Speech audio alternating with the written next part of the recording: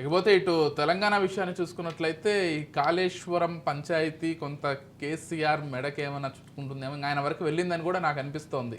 అవకతవకలపై ఒక 54 ఫిర్యాదులు కూడా అందాయి. చంద్రఘోష్ కమిటీ విచారణ వేగవంతం కూడా పూర్తి స్థాయిలో చేస్తోంది.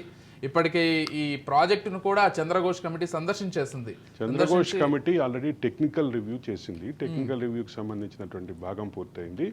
ఇక అంటే మాజీ ఈఎన్సీ మురళీధరరావును కూడా పిలిచారు.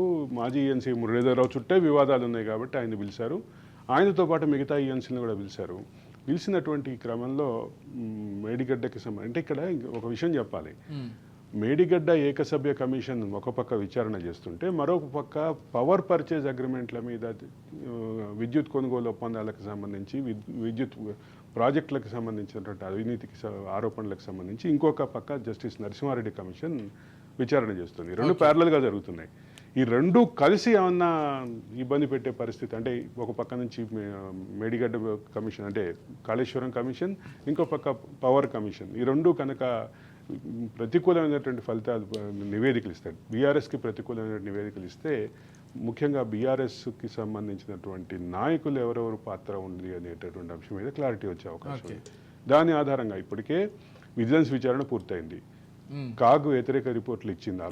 కాగ్ కాస్ట్ బెనిఫిట్ రేషియో నుంచి మొదలు పెడితే అంటే కాంట్రాక్టర్లకు లబ్ధి చేకూర్చేందుకు లోపాయికారి ఒప్పందాల వరకు రకరకాల అంశాల మీద వరుసగా సుమారుగా 6-7 సంవత్సరాల పాటు నివేదికలు ఇచ్చింది.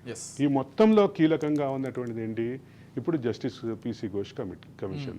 పీసీ ఘోష్ కమిషన్ కూడా ప్రతికూలమైనటువంటి అంటే ఏకసభ్య కమిషన్ ఆఫ్ ఎంక్వైరీస్ చట్టం ప్రకారం ప్రతికూలమైనటువంటి నివేదికలు ఇచ్చినా అవి సబ్స్టాన్షియల్గా వాడుకోవటానికి పనికొస్తాయి తప్ప అవి వాటి ఆధారంగా కేసులు బుక్ అవ్వవు. ఇదొక క్లారిటీ. అంటే ఏకసభ్య కమిషన్ విచారణ ఎందుకు పనికొస్తుంది? ఈ విచారణ ఆధారంగా కేసులు బుక్ చేయడానికి పనికొస్తుంది తప్ప ఏకసభ్య కమిషన్ విచారణకి పిలిచినా, కేసీఆర్ని విచారణకు పిలిచినా, ఆయన వెళ్ళినా, ఇవన్నీ జరిగినా కూడా చివరికి కంక్లూజన్లో ఏమొస్తుంది? ఏకసభ్య కమిషన్ కేవలం రిపోర్ట్ ఇస్తుంది. ఆ రిపోర్ట్ ఆధారంగా రాష్ట్ర ప్రభుత్వం చర్యలు తీసుకోవాల్సి ఉంటుంది, కేసులు బుక్ చేయడం ప్రారంభించాల్సి ఉంటుంది.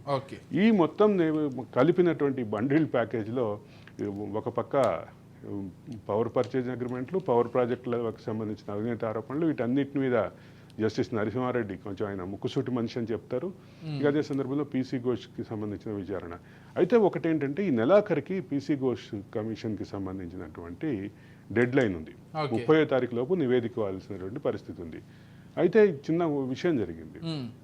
విజిలెన్స్ డీజీగా ఉన్నటువంటి రతన్ ఏదైతే హఠాన్ మరణం అయిందో దాంతో ఏకసభ్య కమిషన్ విచారణ ప్రారంభించడమే లేట్ అయింది. కాబట్టి మరో 15 రోజులు లేట్ అవుతుంది మాకు అన్నట్టుగా నివేదికకు సంబంధించినటువంటి కంక్లూజన్ ఇచ్చారు. కాబట్టి పీసీ ఘోష్ కమిషన్ రిపోర్ట్ కొద్దిగా లేటుగా వచ్చే అవకాశం ఉంది.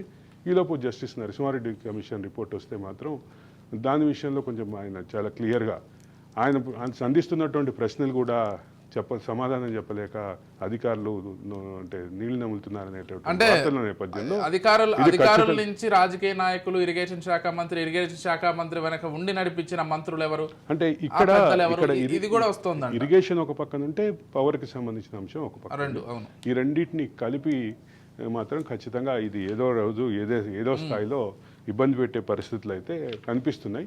దానికి సంబంధించినటువంటి క్లారిటీ చూద్దాం. అంటే మనకి ఏ రకంగా ఉంటుంది ఏంటి అనేది క్లారిటీగా ఉంది. రైట్.